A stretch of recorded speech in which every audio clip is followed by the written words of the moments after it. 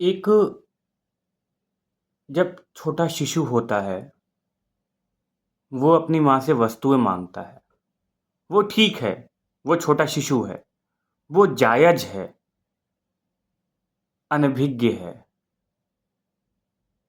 लेकिन जब उसका प्रेम जागृत होता है माँ के प्रति, तब वो माँ को ही माँगता है, वस्तुएँ नहीं माँगता।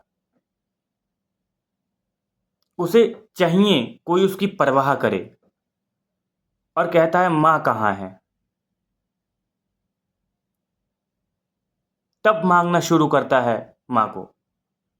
बच्चे से ही सीख लो माँगना कि कब वस्तुएँ माँगनी है और कब परमात्मा को माँगना है। अब तो शिशु नहीं रहे तुम, अब तो थोड़े बड़े बन जाओ। कम से कम कुछ शिशुओं से ही सीख लो। अपनी माँ की छाती से स्तनपान करता है हर शिशु। माँ ना मिले तो झटपटा जाता है।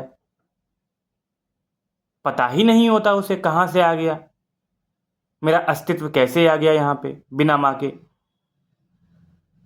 कम से कम बच्चे से ही सीख लो मांगना। जब तक माँ की छाती से लगता नहीं है, उसे सुकून नहीं मिलता है। दिन भर वस्तुओं के पास रहेगा, रात्रि में तो माँ चाहिए, छाती चाहिए माँ की। तुमने कभी ख्याल करा कि परमात्मा की छाती कहाँ है? करोगे भी क्यों?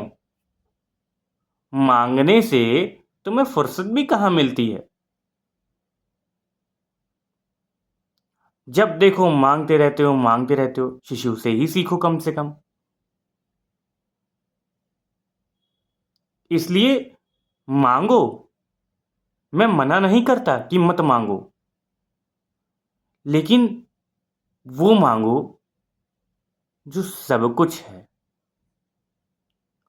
वो मांगो जिसका कुछ अर्थ है। वस्तुएं आज हैं, कल नहीं रहेंगी। माँ का भाव तो रहेगा हमेशा।